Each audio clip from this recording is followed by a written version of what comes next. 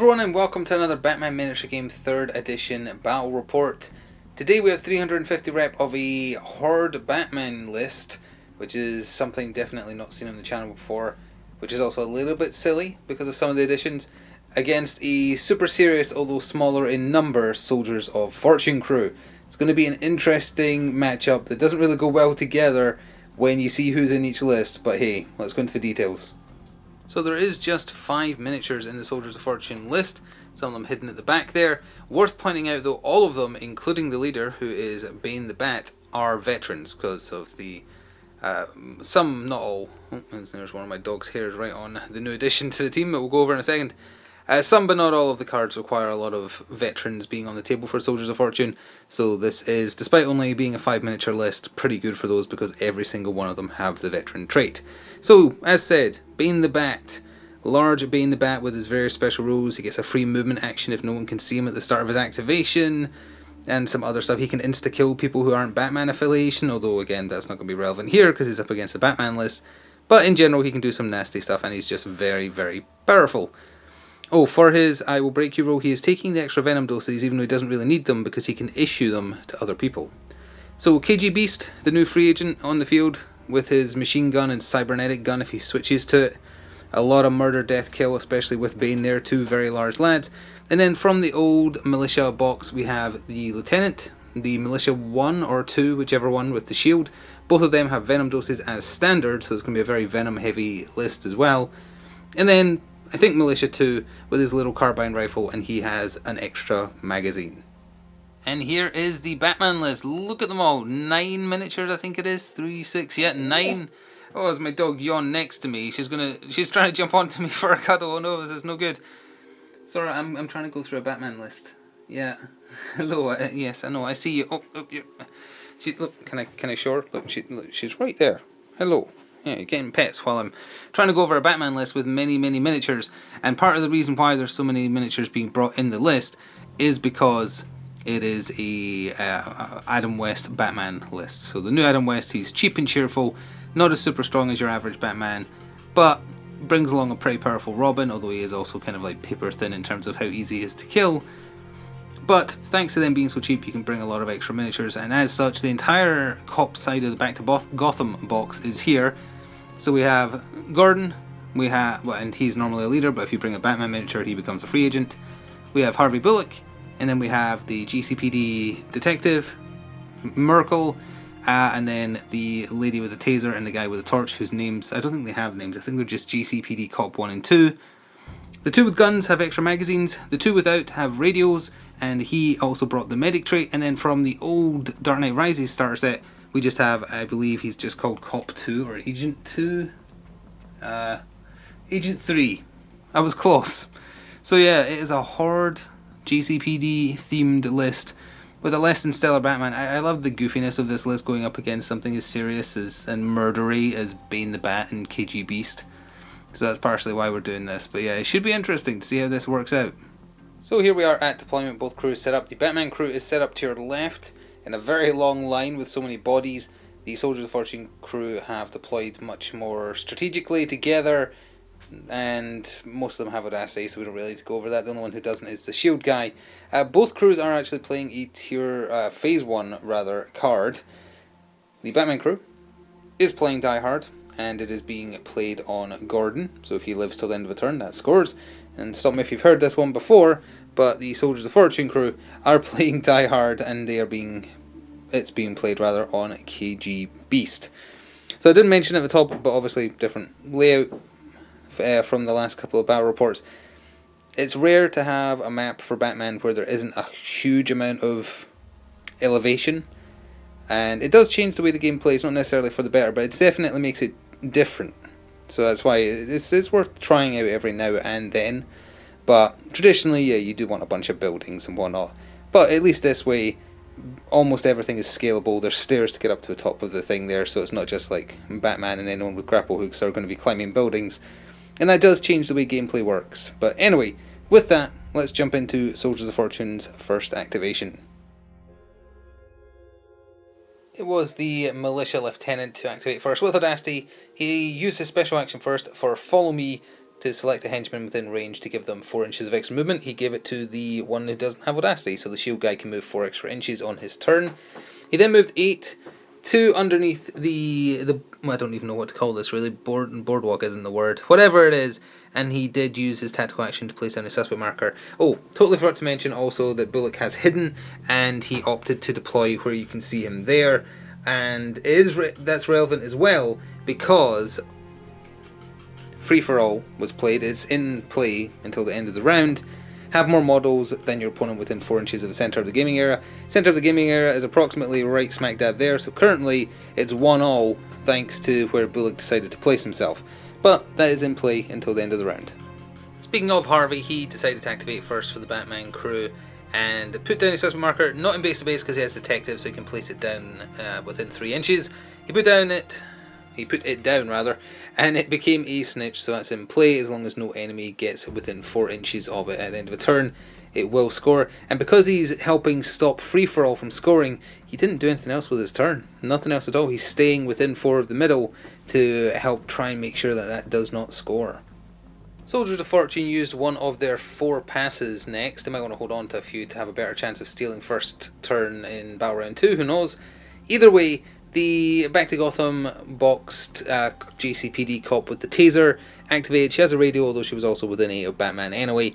She moves 10, so she's awkwardly right under here, so also within 4 of the middle. She put down a suspect marker, which is 4, outside of 4 rather, of that snitch, with the Free Inspire Manipulate, and could do nothing else.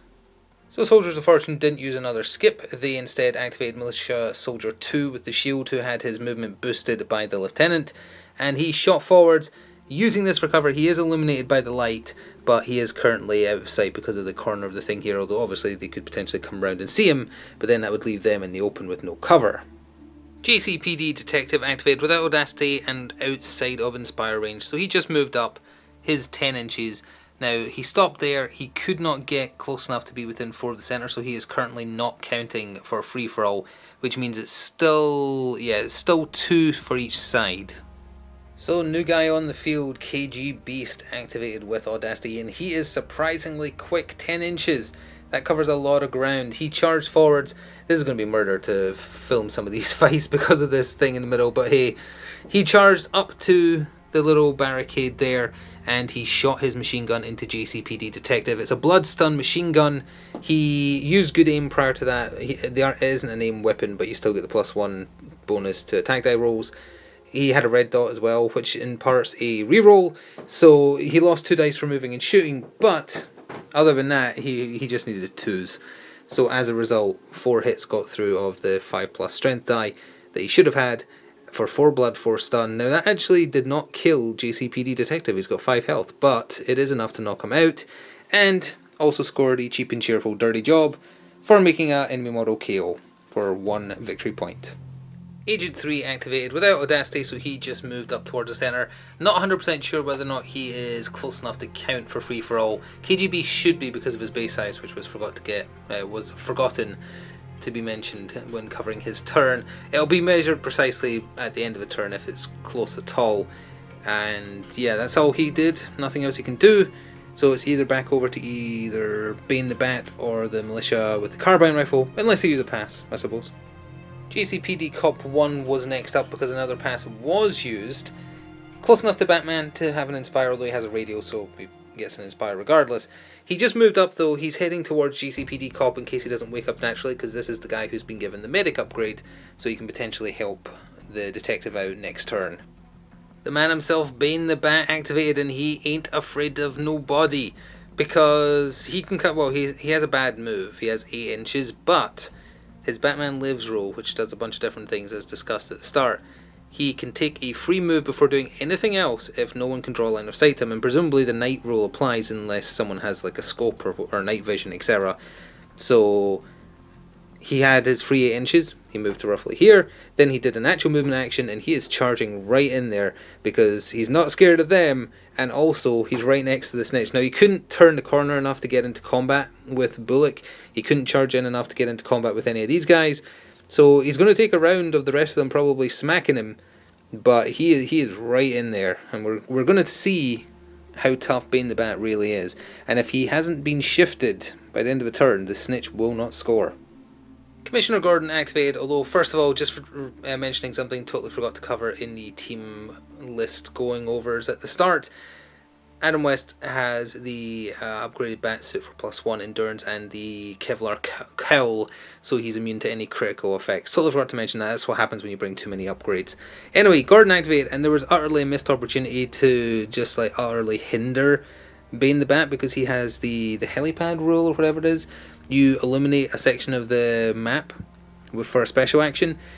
Thought of that sooner, he could have activated, lit Bane up, and he would have been visible from across the board, and thus wouldn't have had his free movement, and would have just been moving 8, and he would not have gotten into the action. Too late now, but that would have been a really good way to like handicap this Bane from being able to do what he did, which was charge down the table. Either way, Gordon stayed where he was, fired his automatic pistol at Bane the Bat. Now, he has light armor, so you lose an attack die, not the strength die, the attack die, for doing that. But he then also he was rolling 3 dice after that. 2 1s and a 4. The 4 got through for blood stun, but he's also large, so he ignores 1 stun. So all said and done, he took exactly 1 blood. Gordon then kind of retreated over here a little bit. He couldn't get away enough that Bane wouldn't be able to chase him down. So he's just kind of over there with his cops. So now it's either over to the militia with the carbine, or they could still use their last pass. Another pass was used, so Burt Ward, Robin activated with Audacity. He moved up to face down Bane the Bat, which I'm sure is definitely not a bad choice or anything. And this Robin doesn't have reinforced gloves or anything like that, but he does provide teamwork stat bonuses if Batman is within 4 of him. So he's kind of positions himself there. He then threw his batarangs at Bane. 2 of them got through, would be 4 stun, down to 3 because Bane is large. This Bane is also desensitized, so even if he hits his willpower cap, he just starts taking blood damage instead. He will never be knocked out. But that's a good start though, not too bad. So the last militia to go for Soldiers of Fortune moved up 8. He has an assault carbine, so he can fire at full rate of fire after moving if he's willing to take a -1 to his rolls instead. He shot at Robin, which means he was needing 5s, not 4s. This Robin, though, is not great in terms of being able to dodge. He doesn't have acrobat. He isn't classed as small, despite very clearly being small, because he's the same size as a Damien miniature, but he got lucky because of the 5s being required, because he's base 4 defense. So 2 hits got through, single blood each, 2 blood to Robin. This Robin has 4 or 5 HP. Oh, he only has 4. Yeah, 4 HP. So he's at half health already. That doesn't bode well. So Adam West Batman activated, and your eyes do not deceive you about what's sitting on the floor right now. May have just created the most hilarious mental image ever of Adam West just beating the you-know-what out of a Bane-sized insane cop. So he did a special action called Kapow, which gives him blunt 3, which just means his crit, if he gets it, does 3 stun instead of normal stuff. And also he gets +1 to attack rolls. And this Bane is defense 3, so he became defense 2. He still lost a die because of the armor. And he moved in, he got the crit on his strength die roll of 4+. And that's how much damage is done. Now, we have to start doing some additional maths, because 1 die got taken off, that's already been removed, so it didn't do any damage. Bane ignores 1 stun, so that comes down to 1 stun. He had room for 6 stun damage before he hit his willpower cap, so that's dealt to him, which would mean he would be knocked out normally, but he has desensitized, so this remaining stun damage automatically gets converted to blood damage instead, so he has taken 7 blood damage as well, plus the 1 he already had, so that's 8. He has 2 health left. Adam West just almost one-shot Bane the Bat thanks to Kapow proccing on the crit. That is astonishing. So Officer Merkel was the last to activate for Battle Round 1, and he was going to take the Surgrain, but sensing an opportunity, he instead fired his Riot Shotgun at Bane the Bat. It normally does double stun, and he got 2 hits through on Bane the Bat. He did lose a die for attacking because of light armor, etc. So it would have done 4 stun down to 3 stun because of the desensitized roll, but then that instantly becomes blood damage. So Bane took 3 blood damage, and 2 was enough to do it. So this is not how I saw things going, but Bane the Bat has sadly been murdered. Largely thanks to Adam West, but Merkel was the one who pulled the trigger. I feel like this is the start of his villain arc. Like, he starts laughing at how outrageous what just happened was, but then the laugh slowly turns evil. and then he's going to grow to turn into the greatest threat Gotham has ever faced. So yeah, I didn't see that happening, but Bane the Bat got taken out turn 1, and that also means that the snitch is going to score, but we'll cover that properly in a second. Still reeling after what happened to Bane. We're at the end of battle round 1. JCPD Detective did not wake up, and I don't know if anyone else had any stun damage to heal actually now that Bane is gone. So no, correctly measured exactly where the middle of the table is. It is approximately right smack dab there. There is 3 Soldiers of Fortune, because there's the lieutenant under there, within range of 4 of it, and 2 cops, Bullock, and then the lady with the taser who's kind of right under there. He's out of range, JCPD cop is unconscious, so Free For All did score, despite everything, for 2, and KGBeast was obviously unharmed, so also Die Hard for the Soldiers of Fortune scored. Thanks to Bane getting taken out, the snitch is scoring for the Batman crew, and Gordon was unharmed, so their Die Hard also scored. What a weird first round. This might end up being a really short one. So at the top of battle round 2, it will be Soldiers of Fortune going first unless they decide to pass again because of the disparity between numbers of miniatures remaining. Let's see what else to cover. No cards being played for either side. We can take a look at who has Audacity. The 4 survivors for Soldiers of Fortune obviously all have Audacity. Bullock has Audacity. None of these cops here have it. JCPD Detective still unconscious. Merkel does not have it either. And I believe that is everything we have to cover. I can't think of anything else. So with that, we can jump into first activation. No, there was one more thing to talk about. The Militia Lieutenant and the Militia with the Shield are both using their Venom doses. That's the thing that was getting forgotten. KGBeast got battle round 2 started. He came around the corner into base to base with the unconscious JCPD Detective and the lady with the taser that you can just about see behind the pillar there. 1 attack on the unconscious JCPD Detective and the rest on her. He got the 1 hit through. He has retractable claws, Master Fighter, so +1 to the attack rolls as well. Oh, he efforted twice as well, and that's important because he scored Search and Destroy after everything was said and done for 2 victory points. He got 1 blood, 1 stun through, so that is JCPD Detective murderized because he had 1 health left regardless of the extra damage the unconsciousness would have caused. 2 hits through on the lady with the taser, so 2 blood, 2 stun to her, but I think she's a 4-5 miniature. 5-4, sorry, so 5 willpower, 4 endurance, so she's got 2 health left. Burt Ward, Robin activated with Audacity. He moved next to the militiaman with the carbine rifle, not in base to base because he wanted to throw more batarangs. He just needed 2 of them to hit because this guy is 4-4, so 4 would be enough to knock him out. Only 1 got through for double stun, so he is very much alive, and Robin is haha I'm in danger. So for the Soldiers of Fortune, the Carbine Militia saw an opportunity and he took it. He fired what would have normally been his last round of ammunition, but he bought an extra load so he can still fire 1 more time. Into Robin, 3 hits got through, 3 blood. The boy Blunder has unfortunately been murderized. It's a dirty job, but somebody has to do it. And on that note, he did indeed score for just a paltry 1 point. A dirty job for making an enemy model, a casualty. Oh, and then he moved and hid behind here, fearing reciprocation from Batman or otherwise. The unstoppable monster that is known as Adam West activated next, and he did not use Kapow this time for a specific reason. He needed his special action for something else. He moved into base to base with the venomed up shield operative. The shield gives him protective, which is +1 to his defense rolls. Helps him again, counts as being in cover as well, but that doesn't apply in close combat obviously. Adam used 2 efforts. None were used by the militia op, but still 3 hits got through, all said and done, for 6 stun, which is more than enough to knock him out. Now, there was a couple of counter plays here. Hardpoint scored for the Soldiers of Fortune, a friendly model within 8 of another friendly model with Veteran. Militia Lieutenant there has Veteran as well. Successfully cancels at least 2 successful hits. He had 3 successful blocks, all said and done. So that does presumably still score, even though the result was him still getting bludgeoned unconscious by Adam West. Upon him being knocked out, he used his special action to arrest, because this is one of the Batmen with the rest. And as a result, scored, get them off the streets for a nice 3. So that's still 1 up on hardpoint as well. And very steadily reducing the number of Soldiers of Fortune miniatures left on the table. It's going to be hard to get angle on, but the Militia Lieutenant did decide to activate, so a bunch of cops are going to get to go in a row after this.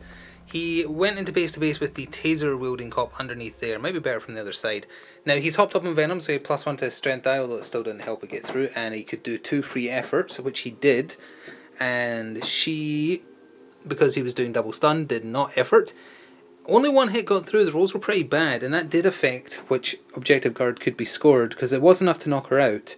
But because only 1 hit got through, it had to just be a dirty job that scored for 1 point for making any mortal KO. Not as good as it could have been, but points on the board again. The Soldiers of Fortune are definitely ahead on points right now, but they're running out of miniatures. So now, everybody else, Merkel, Bullock, those 2 cops, Gordon, they all get to go. So we can cover the first couple of those cop activations. Gordon stayed where he was. He put down a suspect marker, and it is a snitch, and that's an automatic scoreable. We'll cover it at the end of the turn either way, but it's in play. But obviously it is scoring. Merkel manipulated the surgraying and is going after the carbine militia member. He's being brave, perhaps foolish, but this is his supervillain arc, of course, so he's going mad with power after killing Bane. So he's after more blood. And for the rest of those cop actions, 2 of them just retreated without audacity. There and there, they just fell back because KGBeast is quite scary. Bullock fired his pistol before moving, and KGBeast had cover because of the pillar here, and did no damage. Attack roll was rubbish. He is defense 5, to be fair, so that's pretty hard to get through, but yeah, he did no damage, so then Bullock also fell back to where you can see him there. I can't believe it's only the end of battle round 2, but yeah, at the end of battle round 2, no phase 4 cards being scored by either side. The snitch is of course scoring because it was placed after all the Swords of Fortune have activated, so that is 3 more points on the board for the Batman crew. And yeah, I think we're ready to just jump into battle round 3. Oh, everyone who is conscious has healed 1 stun damage, forgot to cover that. And the taser cop, who is again in the worst possible position for filming under there, she has not woken up. So who'd have guessed it, but in turn 3 it will be the survivors of the Soldiers of Fortune list going first. There's only 3 of them left, all of them have audacity. As far as audacity goes for the Batman crew, Merkel has it. He's basically daring Carbine up, like, if you don't kill me in 1 turn, I'm coming after you. It's his supervillain arc, he's going to be a threat. I was going to say Merkel there again. Bullock, Gordon, and Adam West all have audacity. For the Batman crew, no objective cards being played in phase 1 or phase 2 by either side. So with that, let's get on with it. So the Carbine Ob did indeed activate, well, Militia, sorry, did activate first for the Soldiers of Fortune, but he did not give in to his bloodlust like Merkel has, and instead retreated behind this rock here and put down a suspect marker, because that is just any inches as the crow flies touching Merkel's base. So unfortunately Merkel has allowed a Black Ops to score for 2. A friendly model places a suspect marker within 8 inches of an enemy model. They cannot draw a line of sight to the friendly model or the suspect marker. This rock blocks all sins. That's what you get, Merkel. That's what you get. Gordon activated and shot his pistol into KGBeast. It would normally have done 2 blood, 2 stun for the 2 hits that got through. However, a non-lethal ammo was played, so as long as a weapon would do blood damage, you convert it all to stun damage instead. So KGBeast has taken 4 stun on top of the 1 he had already, so he's at 5 of 7 in terms of getting close to getting knocked out. Gordon then retreated slightly over here. KGBeast activated, he charged around the corner into hand-to-hand combat with Bullock using his retractable claws. He got 4 hits through for 4 blood, 4 stun, but that is not enough to take Bullock out. Now, when he started his activation, They Must Know Pain was played as a resource to try and heal 2 damage on himself so that he might be able to effort to score cards. However, Get Them Off the Streets was played as a resource for 2 to cancel an objective card being played as a resource, and then it forces a discard. So, it was not used, he did not get healed, he couldn't effort to try and score a card on hits. Ironically, if he'd just sat on They Must Know Pain, that would have been scored, but what can you do? Bullock activated and fired his pistol at point blank range. It's got the light roll, so you can do that. 2 hits through to KGBeast for 2 blood, 2 stun. However, another non-lethal ammo was played to convert it all to stun damage, and that is enough to KO KGBeast. So he's down. Bullock then got out of the way, because obviously Batman is just going to come around and arrest him next turn for the Batman crew. The Militia Lieutenant was last to go for the Soldiers of Fortune already. He came around the corner into base to base with the Taser cop, who's unconscious, did 2 efforts, attacked her, 2 hits got through for 4 stun. However, because she's unconscious, that's 1 blood on each of those, which is enough for me to finally remove her and not having to worry about filming under there. And it scored a Search and Destroy for 2. A friendly model scores at least 2 hits during an action where it performed at least 2 efforts. That has scored. So as expected, Adam West activated. He came around the corner and he arrested KGBeast. Wait, KGBeast doesn't have runaway or anything like that. Oh, he does have runaway. He's immune to it. Does that apply even if you're unconscious? This model is immune to the arrest trait, so never mind. He actually can't be arrested. So we're going to have to rethink what Adam West is going to do now, because that was going to score a back to Gotham for arresting the boss. I guess he could punch him into death, but that isn't something Adam West would do. So in a revised Batman turn, since he can't arrest KGBeast because he's immune to it, he used his back claw as a special action to give him more than enough to go up and over to attack the Lieutenant here. He went in just basic attacks. The Lieutenant didn't use any efforts, and he managed to fully block the damage. It's the first bad roll that has happened in the game, more or less.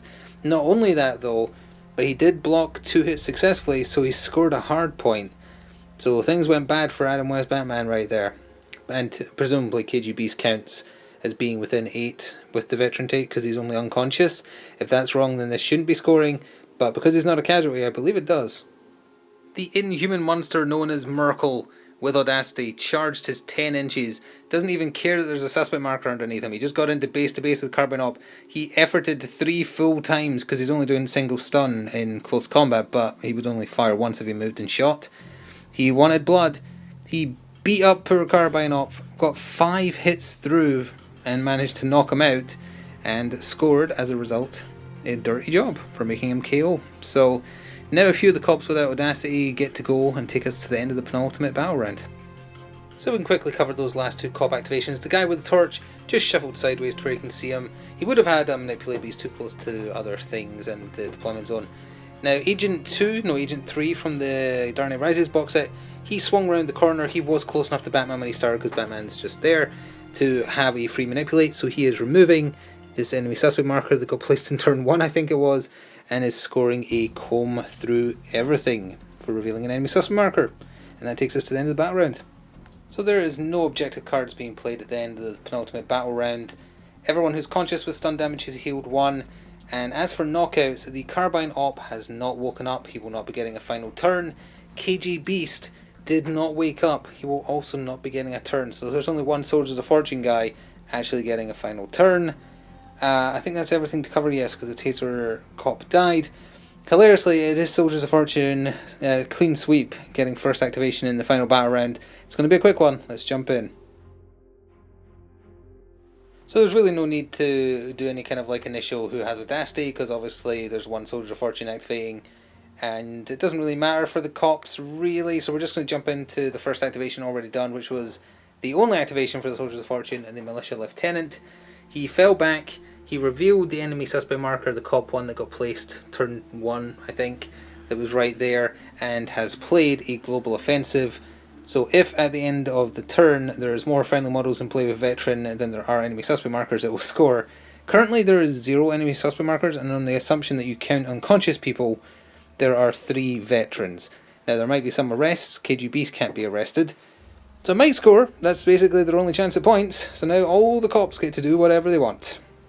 Supervillain Officer Merkel has arrested the Carbine Op to remove that potential threat for a veteran still being on the table. Didn't need to do anything else with his turn, so that is just another person off the table.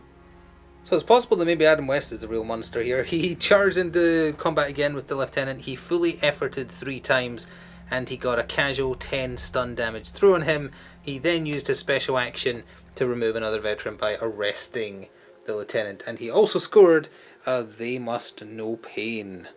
So at this point we can basically skip ahead to the end of the game. Bullock moved over here, he's putting down a suspect marker, and it's going to be the final snitch, which automatically scores because there's no enemies except KGBeast left on the table and he's unconscious. And he would move forwards, put down a suspect marker. He could put down a suspect marker where he is, he could put it down there. So basically, no matter what, global offensive will not score. So that is discarded. And I am quite curious, despite the beating at the hands of the 2 greatest monsters to ever face Gotham, Officer Merkel and Adam West, how Soldiers of Fortune did, because I feel like they scored a lot of cards. So yeah, let's go see the final score.